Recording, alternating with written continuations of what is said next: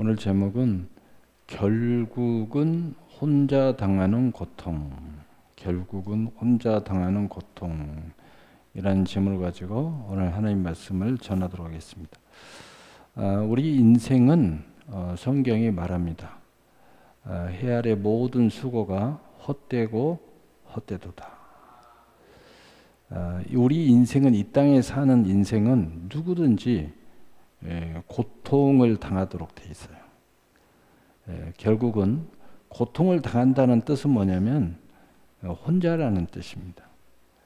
여러분이 가족도 있고 또 부부도 있고 또 선생님도 있고 또 목사님도 있고 또 인생에 굉장히 친한 친구도 있고 동호회도 있고 또 어떤 사람은 여행을 많이 다니고 많은 사람과 더불어서 정말 잠자는 시간만 빼고 열심히 사람을 만나면서 즐기는 그런 모습이 있는데 결국은 인생은 다 혼자라는 겁니다. 혼자. 그래서 여러분이 그런 상황이 있어도 힘들어 이렇게 느낀다는 건 뭐냐면 혼자라는 거예요. 그 문제를 어느 누구가 져줄 수 있는 문제가 아니라는 겁니다. 결국은 그 일어나는 고통, 외로움, 고난, 결국은 내 문제라는 거예요. 이거 어느 누구가 해결해 줄 수 있는 문제가 아니라는 거죠. 어떤 청년이 그런 말을 해요. 정말 행복하게 살기 위해서 동호회를 가입해서 열심히 축구 차러 다니고 또 주말에는 또 등산 다니고 또 온갖 모임을 다 하고 열심히 다니고 이 삶을 좀 즐겨보자. 근데 문득 정말 열심히 익사이팅하게 즐길 때는 막 뜨겁고 땀을 흘리고 교제하고 마시고 붓고 막 이렇게 할 때는 이게 행복인가 보다 하고 즐거움을 느꼈는데 그 모든 것을 할 때 어느 순간에 적막감이 찾아오고 고독함이 느껴지라는 거예요. 그게 무슨 말이냐면 아무리 많은 시간을 보내도 결국은 혼자 집에 들어오더라는 거예요. 혼자 잠자리에 들더라는 거예요. 그 순간 내가 이렇게 혼자의 모습, 이 모든 것에서 해방을 받으려고 열심히 활동을 하고 만나고 즐기고 다니고 온갖 그런 모임을 다 참여하고 다 했는데 결국은 항상 혼자 남더라는 거예요. 혼자. 결국은 이 혼자만의 문제를 어떻게 해결해야 될까 고민을 하다가 이 친구가 크리스찬인데 성경을 보기 시작했대요. 항상 나 혼자 남겨지지 않는 방법이 뭘까? 나 혼자 있는 시간이 없는 수 있는 게 뭘까? 그게 고민하다 보니까 말씀을 내가 마음에 담아야 되겠구나. 그 말씀을 열심히 보고 그리고 열심히 이렇게 즐기다가 또 본인이 어떤 상황 속에서 고민이 되고 근심이 되고 고통을 느낄 때마다 말씀을 딱 부여잡고 그리고 기도를 하기 시작했대. 그러니까 어느 순간에 자기가 혼자 당하는 고통이 나 혼자 당하는 고통이 아니구나. 하나님이 나와 함께 하시는구나. 이걸 느끼는 순간부터 고통은 여전히 찾아오고 고민도 여전히 찾아오고 힘듦도 여전히 찾아오는데 하나님이 나와 함께 한다는 위로가 되면서부터 그것이 나만의 고통과 괴로움이 아니라 그것을 통한 새로운 소원과 꿈, 새로운 길이 열리더라는 거예요. 여러분 잘 알지만 인생들은 다 이 앞에 서게 돼 있어요. 근데 어떤 사람은 이 앞에 딱 섰을 때 세상으로 가서 방법을 이렇게 찾아요. 술로 가고 사람들을 찾아서 돌아다니고 연예인들을 찾아서 돌아다니고 또 어떤 친구들은 더 열심히 공부하고 뭔가 빠지는 거죠. 빠져서 그걸 해결해 보려고 하지만 인생은 여기서 헤어날 길이 없습니다. 결국은 그 앞에 서게 돼 있어요. 자기만에 당하는 번뇌, 수고가 무거운 짐, 마음의 고통, 이해할 수 없는 외로움, 이해할 수 없는 스트레스. 그래서 이 사람은 굉장히 논리적이기 때문에 그걸 자꾸 분석해서 누구 때문이다, 누구 때문이다, 뭐 때문이다. 그래서 그걸 자꾸 해결하면 좀 좋아지는 것 같아요. 원망하고 불평하면 좀 마음이 시원한 것 같고. 그런데 아무리 그런 많은 방법을 고안하지만 이 고통에서 자유할 수가 없어요. 그쪽으로 가는 사람들은 계속 유리방황하는 거죠. 끝없이 유리방황해요. 달콤한 사탕을 먹으면 행복하다. 근데 좀 있으면 행복하지 않아요. 더 달콤한 걸 찾아가는 거예요. 더 달콤한 거. 근데 근본적인 문제가 해결이 안 되죠. 잠깐 술 고주망태기가 돼가지고 잠깐. 요즘 젊은이들이 술도 부족해가지고 마약 비슷한 걸 해요. 정신 잃어버려요. 그 속에 들어가려고. 그런데 그러면 그럴수록 어떤 일이 벌어집니까? 내 자신을 파괴하고 마음도 파괴하고 육신도 파괴하고 삶도 파괴하고 결국은 사람 관계도 내가 그렇게 소중했던 사람의 관계도 다 파괴됩니다. 누가 그런 사람 좋아하겠어요? 여러분 생각해 보세요. 누가 술 중독자를 좋아하겠습니까? 누가 마약 중독자를 좋아하겠습니까? 누가 게임 중독자를 좋아하겠습니까? 누가 연예인 쫓아다니고 정신을 못 차고 저렇게 나이 먹었는데 쫓아다니는 그런 사람을 좋아하겠습니까? 결국은 내 사랑을 만나면요. 사랑은 나에게 집중해 주기를 원해요. 근데 나에게 집중 안 하고 이러고 있고 어디 간다고 누구 공연한다고 막 거기 쫓아다니고 그러면은 여러분 그 가정생활 안 됩니다. 직장생활 안 돼요.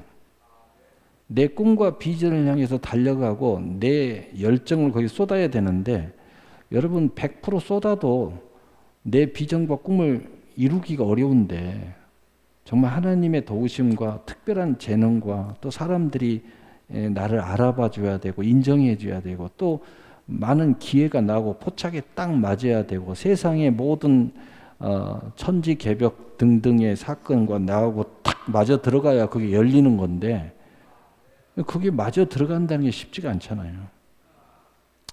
우리는 예수 믿는 사람들이니까 하나님이 복을 내려주지 않으면 어렵죠. 그럼에도 불구하고 그래가지고 뭐 되겠습니까? 안 됩니다. 여러분 하나님이 복을 줘도요. 그 사람들 딱 뭔가 해내는 사람 보세요. 인생을 거기다가 집중하는 거죠. 나의 온 신경을 집중하고 힘을 집중하고 지혜를 집중하고 시간을 집중하고 그래서 천신만고 끝에 그걸 올라가는 거예요. 진짜 옆에서 쳐다보면 천신만고예요. 여러분 요셉의 일생을 보세요. 천신만고 끝에 그 자리에 가잖아요. 야곱을 보세요.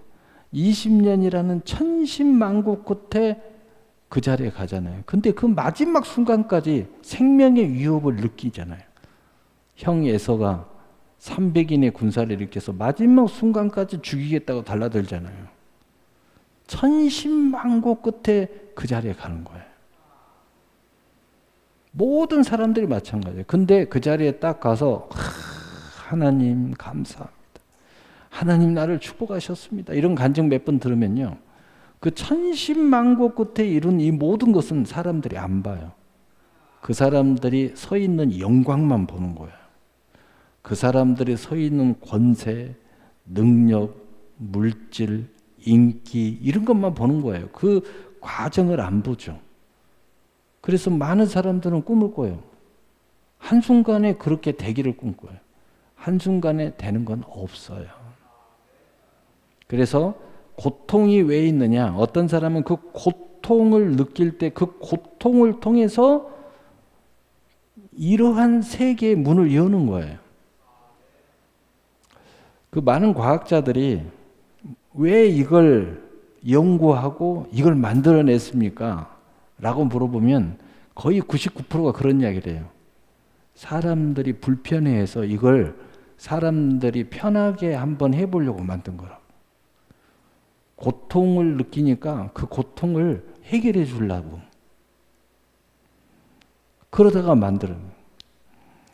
그 정수기가 일회용 정수기가 있어. 물을 넣으면은요, 그냥 쫙 빼서 걸러지는 특수 정수기가 있어. 이렇게 요렇게. 근데 그게 원래 왜 만들어졌냐면 그 브라운에서 나오는 건데 왜 만들어졌냐면은 그 아프리카에 엄청난 얘들이 그 더러운 시궁창 물을 먹는 거예요.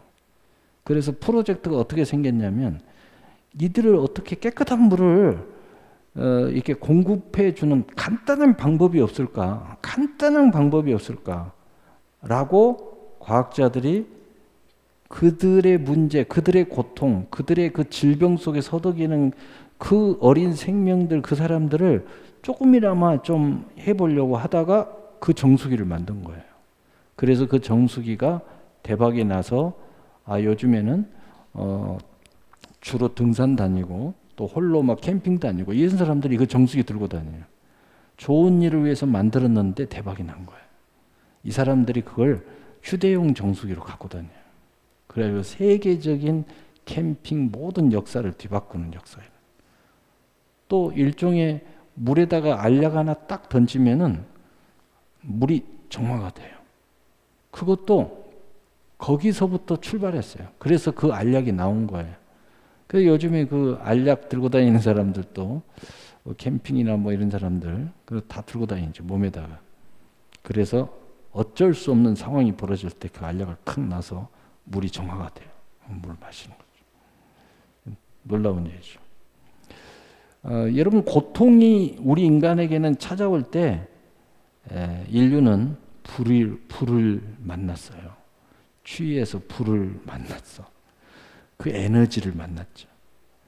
점점 계속 사냥을 하다 보니까 이게 너무 많은 사람들이 힘들고 또 죽고 또 굉장히 어려워요. 그러다 보니까 사냥을 안 나가는 방법이 뭐 있을까? 그러다가 이제 우리를 만들어서 키우기 시작한 거예요. 농사를 짓기 시작한 거예요. 사냥을 안 나가도 이제 지역에서 이동을 하지 않아도 먹고 살고, 이런 그 고통이 인류의 역사예요. 그래서 고통이 있었기 때문에 인류의 역사가 발전하고 문화가 발전하는 거죠. 지금도 고통을 느끼지 않는 사람은 발전이 없어요.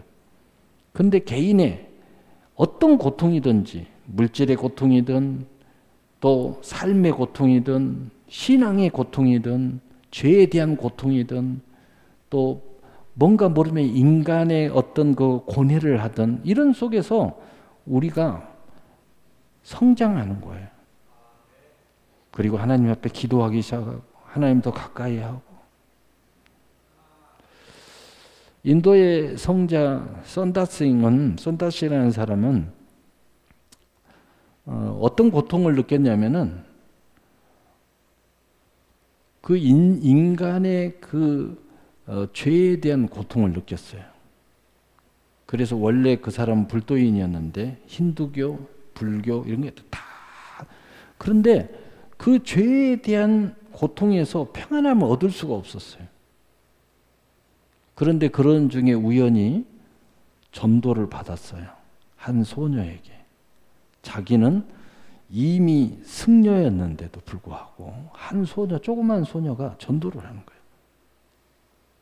예수를 믿으라고. 그러면 성경을 주는 거예요. 그 조그만 성경. 전 세계에 보면은 그 성경 나눠주기 운동하잖아요. 그래서 성경을 갖고 와서 읽기 시작한 거예요. 그런데 여기에서 예수를 통하여 죄 사함의 해결을 받은 거예요. 그 순간에 자기가 태어날 때부터 도를 해서 지금까지 아무리 해도 이 고통에서 자유함을 얻을 수가 없었는데 한순간에 예수님의 십자가의 은총이 자기에게 딱 깨달아지면서 마음의 평안을 찾은 거예요. 그리고 이 사람은 죽는 순간까지 그날로부터 예수님의 제자가 되었음을 스스로 선언하고 죽는 순간까지 복음 전하다가 사라졌습니다. 그때서부터 복음을 들고 주님의 사도들처럼 나는 죽는 순간까지 복음을 전하겠다. 내가 이 얻은 평안, 이 구원을 전해줘야 되겠다. 여러분, 결국 혼자 당하는 고통, 바로 이 고통은 어떤 사람에게는 끝없는 수고가 무거운 짐이지만 어떤 사람에게는 살 길과 새 길을 여는 은혜의 통로가 된다 하는 거예요. 여러분, 이 은혜의 통로가 되는 여러분들에게는 오늘 살 길과 새 길인 줄로 믿습니다. 여러분, 고통을 느낄 때마다 이제 생각하셔야 돼요. 힘들 때마다 생각하세요. 아니, 예수를 믿는 사람이 힘들다고 아우성하고 불평하고 원망하고 뭐 예배를 드리니 안 드리니 뭐 어쩌고 저쩌고, 정말 안타깝습니다. 이제 이 은혜를 여러분 꼭 아시고 고통을 느낄 때마다 생각하십시오. 하나님이 나에게 어떠한 살 길과 새 길을 이어주려고 또 나에게 이런 은혜의 축파를 던지는가. 새로운 한 고통이 찾아올 때마다 이것은 나를 어떤 선물로, 은혜로 나를 인도하시려는 하나님의 선물인가 라고 생각하실 때마다, 그리고 그것을 믿음으로 말씀 붙잡고 기도한다면 여러분은 고통이 오히려 하나님의 은혜의 통로가 될 줄로 믿습니다. 자, 그렇다면 오늘 하나님도 한 분이시니 곧 만유의 아버지시라. 만유에 계시고 만유를 통일하시고 만유 가운데 계시도다. 가게 가장 혼자의 고통이 해결되는 것은 그 고통을 통하여 예수님을 통해서 하나님이 나와 함께 계심으로써 근본의 문제가 해결되는 거예요. 오늘 그 말씀을 우리가 나누려고 합니다. 자, 에베소서 4장 4절 5절 우리 함께 읽어보겠어요. 시작. 몸이 하나요 성령도 한 분이시니 이와 같이 너희가 부르심의 한 소망 안에서 부르심을 받았느니라. 주도 한 분이시요 믿음도 하나요 세례도 하나요. 아멘. 부름의 한 소망 안에서 우리를 하나님이 불렀다는 거죠. 그게 무슨 말이냐면 우리가 고통을 느낄 때마다 새로운 소망을 꿈꿔요. 그것을 가짐으로써, 그걸 향해 감으로써 이 고통이 해결되면서 그 소망이 성취가 됩니다. 그것이 예수를 안 믿는 사람은 구원이 될 것이고, 죄 사함이라면 그 회개를 통하여 용서함, 대속의 은총이 될 것이고, 여러 가지 삶 속에 이런 많은 문제들이 발생을 할 때 여러분이 세상적으로 그것을 해결하려고 하면 안 돼요. 자, 그러면 서론에서 이걸 이야기하고 본론으로 들어가는 게 좋을 것 같아요. 그러면 목사님, 예수를 믿고 그러면 교회만 다니고 그러면 이 세상의 모든 것들은 삭제해야 됩니까? 그게 아닙니다. 제가 서론에서 먼저 여기를 정리를 해야 돼요. 세상 많은 사람들이, 여러분이, 우리 자녀들이 왜 게임에 빠지고 왜 연예인들에게 빠지고 또 왜 다른 어떤 것들이 자꾸 빠지고, 어른들은 여러 가지 재기에 빠지고 뭐 여러 가지 이렇게 쾌락적 요소에 자꾸 들어가는가? 그것은 뭐냐면 이 고통에서 그걸 해결해 보려고 잊어보려고 이것이 살 길이라고 생각하기 때문에 그런 거예요. 그런데 그 고통을 하나님으로부터 돌아오면 살 길과 새 길이 열리죠. 그런데 근본 죄와 사망의 법에서 해방당하지 않으면 이 고통은 없어지지 않아요. 그래서 근본의 문제는 거기에서 해결되는 게 아니에요. 다시 말해서 우리 서론에서 이야기했죠. 그래서 하나님이 혼자라는 전제가 있는 거예요. 하나님이 여러분이 아무리 친구가 좋다고 붙어 다녀도 결국은 혼자 되게 만들어요. 아무리 부부가 사랑하다고 몸을 비비고 저녁에 꼭 끌어안고 자도요, 결국은 등이 시리다 그래요. 그냥 혼자예요, 혼자. 친구가 좋다가 365일 막 돌아다니면 날이면 날마다 여행만 다녀보세요. 결국은 또 혼자 침대에 들어가야 돼요. 혼자라는 거죠. 혼자라는 것을 느낄 때 고통을 느끼기 시작하는 거예요. 괴로움을 느끼기 시작하는 거예요. 근데 사람을 통해 이걸 해결을 받으려고 한다. 세상을 통해서 해결을 받으려고 한다. 다른 어떤 걸 해결받으려고 한다. 해결이 안 되죠. 고통은 더 크게 찾아와요. 마약과 같아요. 마약을 하면 할수록 해결되는 것 같지만 고통은 더 크게 찾아오죠. 내 자신을 망가뜨리면서. 여러분이 뭔가 빠지면 좋을 것 같죠? 근데 그것으로 말미암아 여러분 자신의 삶이 망가져요. 게임도 너무 심하면 자신을 망가뜨려요. 연예인 쫓아다니는 것도 너무 심하면 여러분의 삶을 망가뜨려요. 그런 남자 좋아하는 여자 없습니다. 그런 여자 너무 심하면요, 그를 좋아하는 남자 없어요. 왜냐하면 사랑하게 되면요, 자신한테 집중하기를 원하죠. 나만으로도 만족하기를 원하죠. 근데 나에게 만족하는 게 아니고 자꾸 한눈을 팔아. 한눈을. 심지어는 그런 이야기 합니다.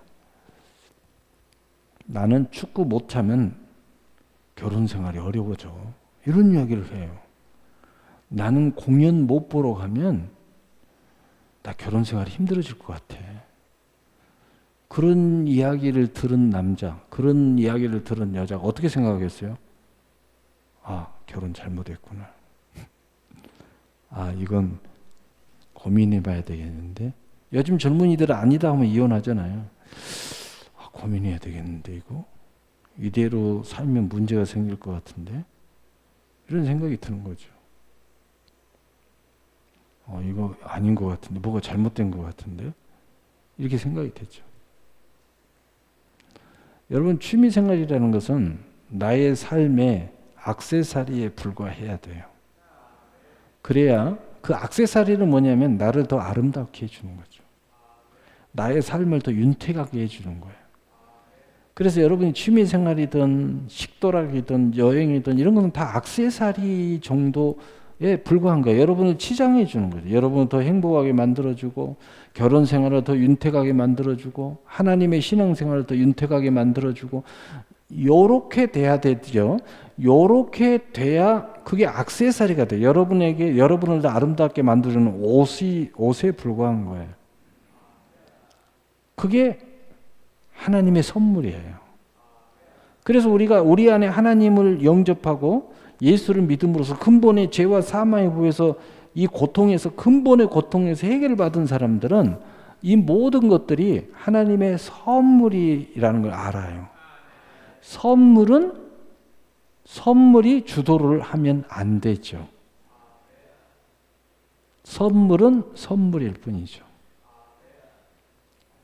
선물이 더 좋다고 하면 안 돼요. 선물은 인생의 액세서리예요, 액세서리. 여러분을 더 행복하게 만들어주는 액세서리. 여러분을 더 윤택하게 만들어주는 액세서리. 여러분을 더 아름답게 치장해주는 액세서리예요. 액세서리가 인생의 본질로 들어오면 안 돼요. 목적이 되면 안 돼요. 그것이 행복의 열쇠라고 생각하는 것은 잘못됐어요. 그건 잘못된 거죠. 그것이 여러분의 중심에 딱 돌아버리면, 예수님이 중심이 아니고 하나님이 중심이 아니고 내 사랑이 중심이 아니고 그것이 내 안에 중심으로 딱 들어오는 순간 다른 것들은 다 뛰쳐나가야 돼요. 쫓겨나가야 됩니다. 그래서 그런 사람은 절대 결혼 생활을 할 수가 없어요. 그런 사람은 진짜 친구가 없어요.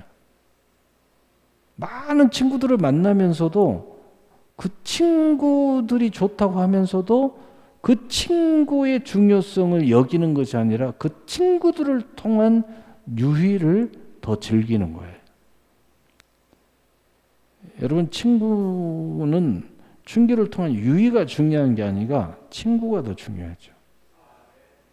무엇이 주도권을 갖느냐에 따라서 오히려 나는 그랬는데 그게 아니에요. 여러분 사랑을 만났는데 나 사랑하는 줄 알았어요. 결혼하자고 그러니까 결혼 안 해요 그러는 거예요. 우리는 즐기기만 하자 이러는 거예요. 그때 한 사람이 무슨 생각을 할까요? 내가 쾌락의 도구에 불과하네. 이건 사랑의 본질이 아닌데? 다시 생각해 봐야 되겠다. 이게 생각하는 거죠. 쾌락의 도구에 불과한 거예요. 즐기는 대상일 뿐이야. 여러분 사랑은 그런 게 아니에요. 사랑하게 되면 하나님이 우리의 마음의 중심에 들어오시는 거예요. 그분도 나를 위해 십자가에 못 박혀 죽으신 거예요. 이게 사랑이에요. 사랑은 훨씬 더 큰 거예요. 그래서 근본의 고통에서 우리를 해방시켜 주는 거예요. 그 하나님의 사랑이 우리 안에 들어와야 돼요.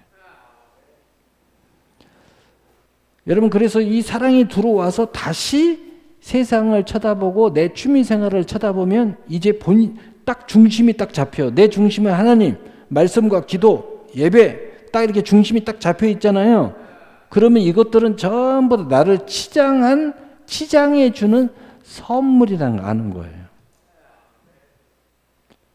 여러분 본질을 모르고 인생을 살면은요. 뭔가 아는 것 같지만 전혀 모르는 삶을 사는 거예요. 우리 어린아이들이 어른스러운 이야기를 많이 하잖아요. 근데 저는 절대 그 말을 안 믿어요. 왜냐하면 인터넷 보고 유튜브 보고 한마디로 깝죽거리는 거지 그 진실을 모르죠. 모르고 그냥 막 내뱉는 거예요. 여러분 자녀들이 무슨 그럴싸한 이야기를 한다고 그래서요. 절대 그런 소리 하지 마세요. 아무것도 모르고 있는 거예요. 모르고 그냥 냅다 뱉는 거예요. 인생의 경륜이 있어야 비로소 아는 거예요. 인생의 고통이 뭔지 알아야 돼요. 그리고 예수님이 그 안에 중심에 딱 들어가서 거기서 해방을 마저 봐야 이제 인생의 이 모든 것들을 알고 말을 하기 시작하는 거예요. 그래서 인생을 근본을 알고 근본의 자유를 알고 근본의 축복이 뭔 줄 알고 하는 사람은 말을 함부로 하지 않아요.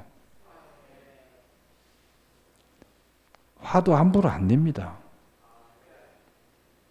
화가 나도 깊이 참는 거죠. 왜냐하면 하나님의 사랑을 만난 사람들은요, 온유하고 겸손해지는 거예요. 그리고 이미 근본의 자유를 얻었기 때문에 이릇이 불릴 듯 일어나고 나를 노여하게 만들고 나를 성내게 하는 것은 근본에 거듭난 내가 아니라 내 육신이에요. 그래서 거듭난 내가 화가 막 와서 불릴 때 일어나서 폭발할 것 같아도 요 놈은 내가 아니야. 그래서 나를 복종시키려고 하는 거예요. 거듭난 내가 참으면서 야야야 감정아 내려가. 막 썩나서 막 손을 부부부 떨어요. 야야 너 왜 이러냐. 이놈 참아.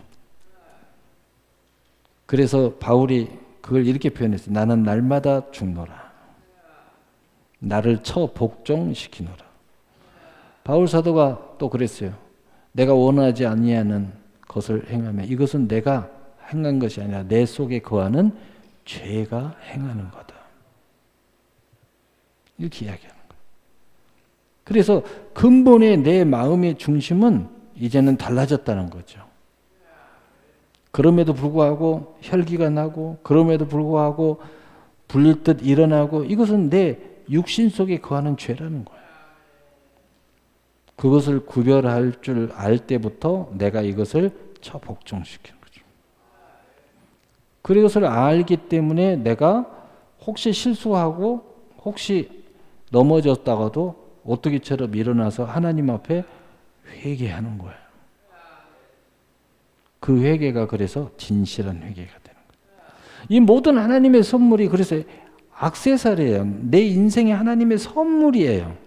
그래서 선물이 더 중요한 게 아니라 선물을 주시는 하나님이 항상 내게는 더 중요한 거야.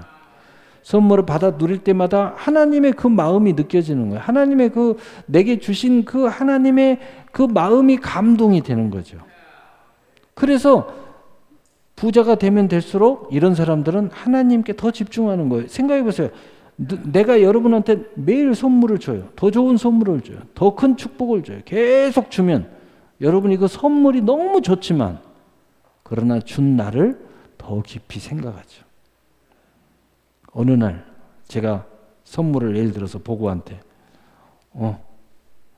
아이폰 새 걸로 바꿔?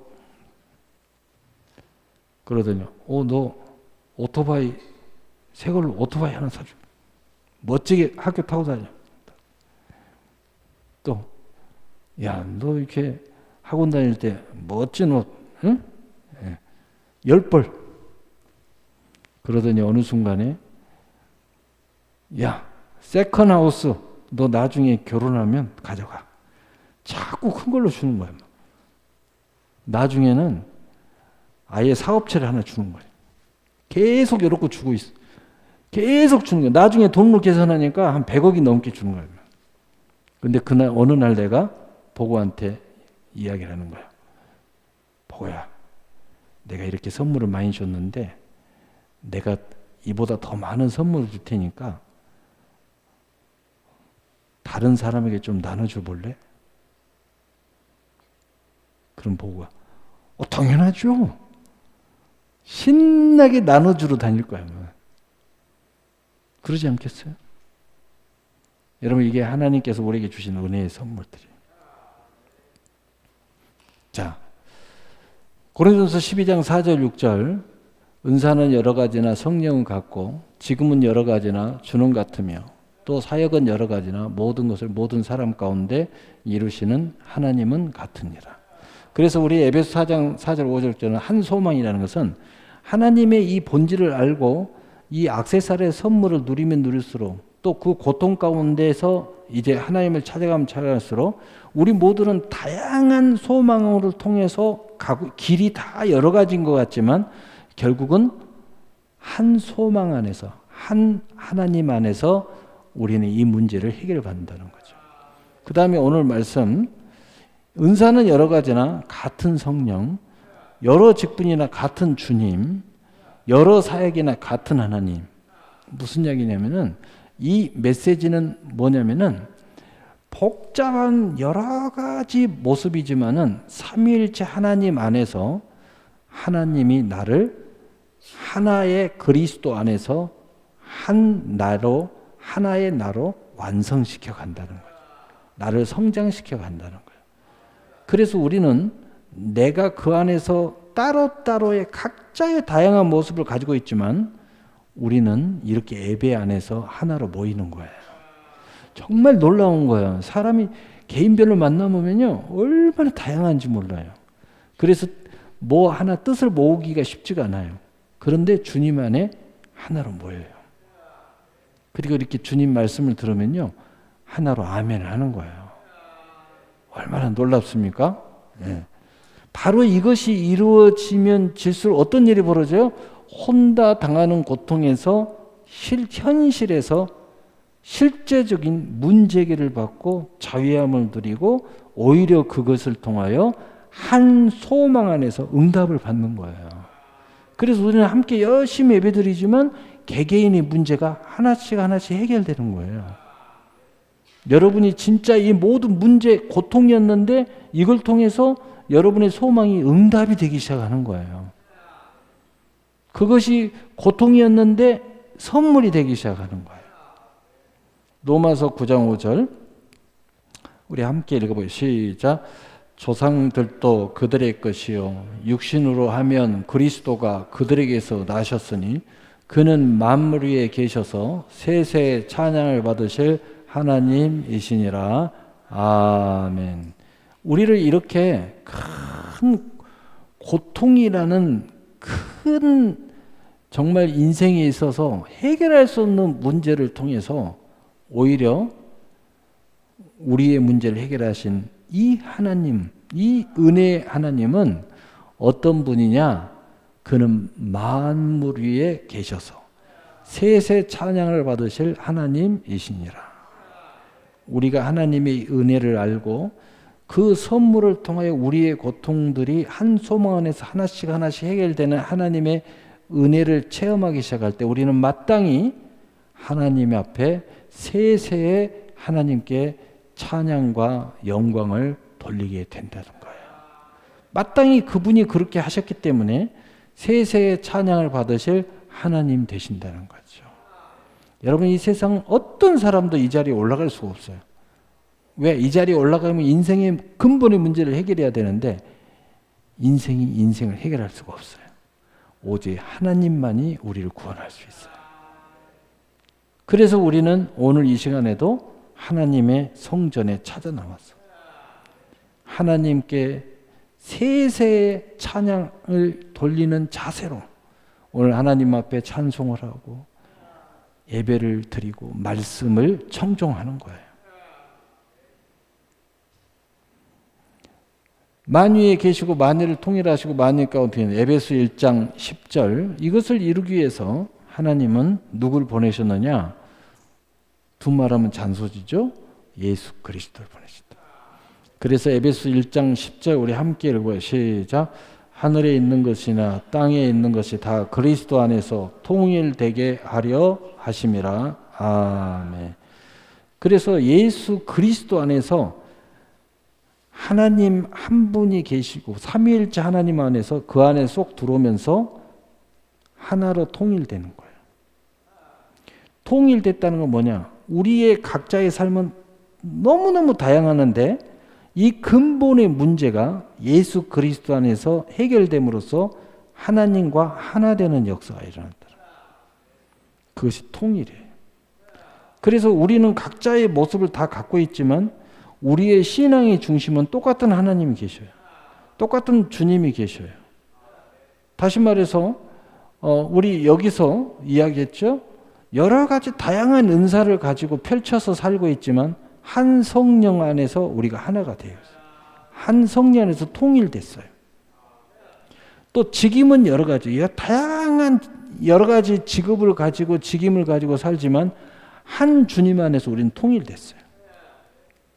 또 우리가 힘의 유력을 가지고 우리 능력을 가지고 여러 가지 일들을 하지만 은사를 가지고 여러 가지 일들을 하지만 그것을 성취하고 역사하시는 분은 한 하나님이세요. 바로 그것을 동시에 하나로 이루는 통일을 이루신 분이 예수 그리스도라는 거예요. 오셔서 무엇로? 십자가로. 무엇으로? 죽은 지 3일 만에 부활하심으로. 무엇으로? 우리의 머리가 되고 우리는 그의 지체로. 이것을 통일하셨다는 거죠. 그래서 우리는 통일이라는 개념은 쉽게 여러분은 하나님, 삼위일체 하나님과 항상 하나 되는 개념이 통일되는 거예요. 그런데 우리는 각자의 은사, 각자의 직임, 각자의 역사가 거미줄처럼 쫙 펼쳐져 있어요. 그런데 그 중심이 하나이기 때문에 우리는 이렇게 다양성을 가지고 다양한 직업, 다양한 삶, 심지어는 나라도 다르고 모든 삶은 다르지만 주님 안에 우리는 통일될 수 있어요. 그래서 로마서 8장 28절 하나님을 사랑하는 자 그의 뜻대로 부르심을 받은 자들에게는 모든 것을 합력하여 선을 이루느니라. 우리는 그래서 주님 아래 모이는 거예요. 주님 아래 한 깃발을 듣는 거예요. 우리 전도합시다. 여기에 이 일을 가진 사람은 한 사람도 없어요. 전도라는 깃발 아래 우리는 하나로 모이는 거예요. 전도를 하는 방법은 다양한 방법으로 하겠지만 전도합시다라는 한 기체 아래 아멘 하는 겁니다. 하나님 앞에 신령과 진정으로 예배드립시다 할 때 우리는 다 아멘 하는 거예요. 온 지구에서 각자의 교회에서 예배를 드리지만 누구나 다 하나님 앞에 예배한다는 것에 아멘 하는 겁니다. 우리는 통일되는 거예요. 통일. 이 통일의 역사가 하나님과 내 개인의 통일과 우리가 더불어서 통일되는 역사가 그래서 영적으로 보면 지구에는 오직 교회는 하나뿐이다 라고 말할 수 있어요. 각자의 교회는 이름을 다 달리하고 있지만 어떻게 보면 교회 안에 구역 조직이 이렇게 펼쳐져 있다. 이렇게 말할 수 있어도 말해도 틀리지 않다 하는 거죠. 자, 빌립보서 2장 6절 11절 우리 함께 읽어보겠어요. 빌립보서 2장 6절에서 11절 함께 읽어봐요. 시작. 그는 근본 하나님의 본체이시나 하나님과 동등됨을 취할 것으로 여기지 아니하시고 오히려 자기를 비워 종의 형체를 가지사 사람들과 같이 되셨고 사람의 모양으로 나타나사 자기를 낮추시고 죽기까지 복종하셨으니 그 십자가에 죽으심이라. 이름으로 하나님이 그를 지극히 높여 모든 이름 위에 뛰어난 이름을 주사 하늘에 있는 자들과 땅 아래에 있는 자들과 땅 아래에 있는 자들로 모든 무릎을 예수의 이름에 꿇게 하시고 모든 입으로 예수 그리스도를 주라 시인하여 하나님 아버지께 영광을 돌리게 하셨느니라. 아멘. 자, 이 모든 근본이 예수님께 있는데 여기에 구체적으로 나와 있어요. 예수님의 십자가. 십자가에서 뭐 하셨어요? 대속을 하신 거예요. 그 다음에 예수의 이름에 있어요. 예수의 이름은 어떻게 해서 왔어요? 하나님께서 그 하나님의 본체이시나 예수님이 겸손한 종으로 이 땅에 오신 거예요. 그래서 예수의 이름에 우리가 겸손으로 우리를 부르셨다. 그래서 하나님이 우리를 부르신다는 것은 하나님의 겸손이에요. 하나님이 겸손하지 않았으면 우리를 안 불러요. 왜냐? 하나님은 높고 완전하신 분이 죄인을 어떻게 불러요? 함께 할 자체가 없죠. 의미도 없어요. 그런데 하나님은 겸손하시기 때문에 우리를 사랑함으로 부르신 거예요. 여러분, 세상에 가진 자들과 똑똑한 사람들은 우리가 조금 가난한 사람, 조금 머리가 좀 덜 떨어진 사람 또는 보통 사람들 안 부릅니다. 같이 살라고도 안 해요. 왜냐? 수준 떨어진다고. 근데 우리 하나님은 우리를 겸손하셔서 부르신 거예요. 하나님의 나라로 우리를 다 초청하신 거예요. 다 오라고. 우리 하나님이 그래서 예수님이 뭐라고 했어요? 나는 온유하고 겸손하니 이 멍에를 메고 내게 배우라. 수고하고 무거운 짐자들아 다 내게로 오라. 이건 겸손의 극치예요. 여러분이 크리스찬이 된다는 것 중에 가장 중요한 요소가 겸손입니다. 왜냐하면 은혜를 제대로 안 사람은 겸손해야 돼. 겸손한 사람은 어떤 사람에게든지 가서 예수님 안에 초청장을 줄 수 있어요. 그런데 여러분이 이 은혜를 제대로 알지 못하기 때문에 저런 사람 교회 오면 안 돼. 저 사람은 좀 교회 안 나왔으면 좋겠어. 나 짜증나. 여러분, 큰일 날 소리 하지 마세요. 정말 여러분이 하나님의 은혜를 아신다면 우리는 하나님의 근처도 못 가는데 하나님이 우리를 초청하신 거예요. 하나님의 나라에. 여러분, 세상에 저 대구 같은 부잣집에서 평범한 사람들을 초대해서 함께 식사를 하고 함께 산다고 생각해 보세요. 그들은요, 즐겁을 할 겁니다. 그래서 자기네끼리 동네를 모여서 따로 살고 얘들은 자기들만 다니는 학교 만들어서 따로 보내고 다 그렇게 하잖아요. 왜? 즐거워하니까. 잘못 엮이면 안 되니까. 근데 우리 하나님은 하나님의 집을 다 개방해 놓고 다 오라는 거예요. 그래서 우리 하나님은 겸손하신 분이에요. 겸손의 극치. 이게 은혜를 아는 사람은 그래서 겸손한 거예요. 여러분, 은혜 받았다고 교만하면 안 돼요. 그건 은혜를 모르는 거예요. 은혜 받았다고 좀 신앙이 좀 없다고, 조금 가난하게 산다고, 좀 덜 떨어졌다고 그걸 업신여기면 안 됩니다. 하나님 입장에서 우리를 볼 때 어느 수준이겠어요? 어느 정도의 수준이겠냐? 그런데도 우리 예수님은 우리를 사랑하시잖아요. 심지어는 예수님 십자가에 못 박혀 죽이고 있는데도 야, 네가 하나님의 아들이냐? 내려와봐. 네가 하나님의 아들이면 스스로 내려와 빨리. 그런데도 우리 예수님은요 너무 겸손하셔서 저들은 저들의 죄를 알지 못합니다. 하나님 저들의 죄를 용서하여 주시옵소서. 그러면서 이 모든 죄를 십자가에서 못 박혀 다 끌어안고 죽으시는 거예요. 야, 이게 하나님의 겸손이에요. 앞으로 여러분이 겸손의 은혜, 하나님이 우리에게 겸손으로 다가오신 이 은혜를 깊이 묵상하면요 화낼 일이 별로 없습니다. 마음 상할 일도 별로 없습니다. 오히려 그 영혼을 불쌍하게 하게 돼요. 빌립보서 2장 1절 4절 우리 함께 읽어보요. 시작.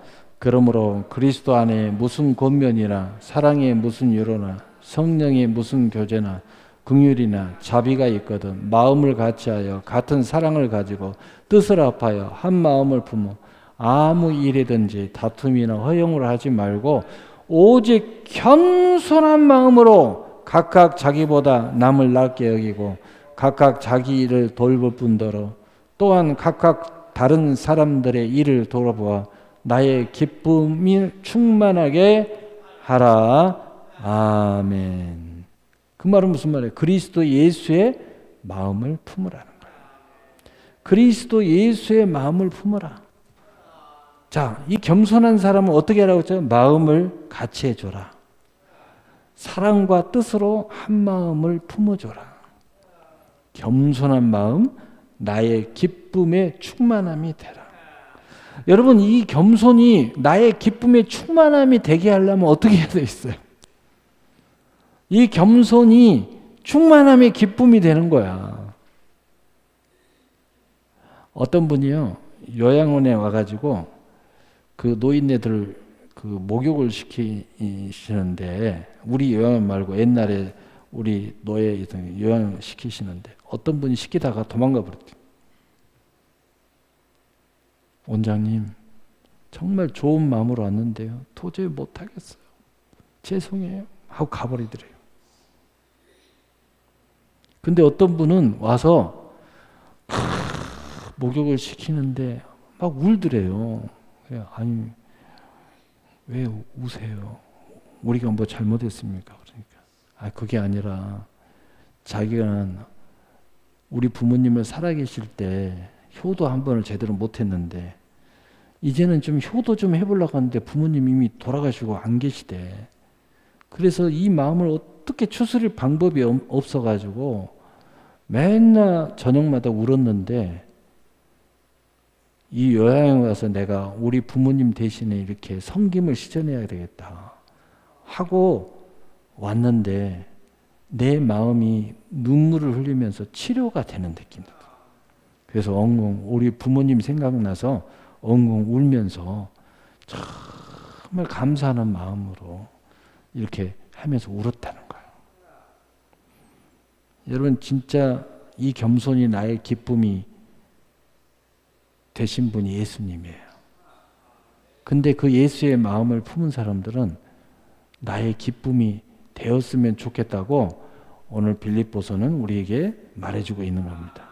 결론입니다. 빌립보서 2장 13절 우리 함께 읽어봐요. 시작.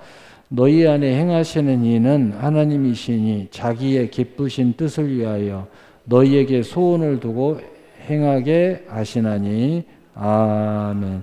우리 하나님은 우리 안에 계시면서 이 겸손한 마음으로 우리에게 겸손한 은혜를 주시고 이 모든 선물을 여러분의 축복의 액세서리로 주셨는데, 하나님은 어떻게 그 뜻을 행해 가시느냐, 이런 마음을 가진 어떤 우리의 소원을 통해서 그의 기쁘신 뜻을 행하신다는 거예요. 그러므로 여러분이 이제 아름다운 소원을 품으시기를 예수님의 이름으로 축복합니다.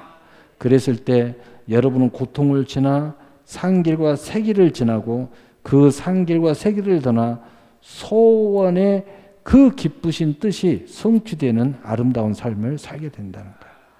여러분, 여러분의 소원이 멋지고 아름다운 성취가 되시기를 예수님으로 축복합니다. 아멘. 사랑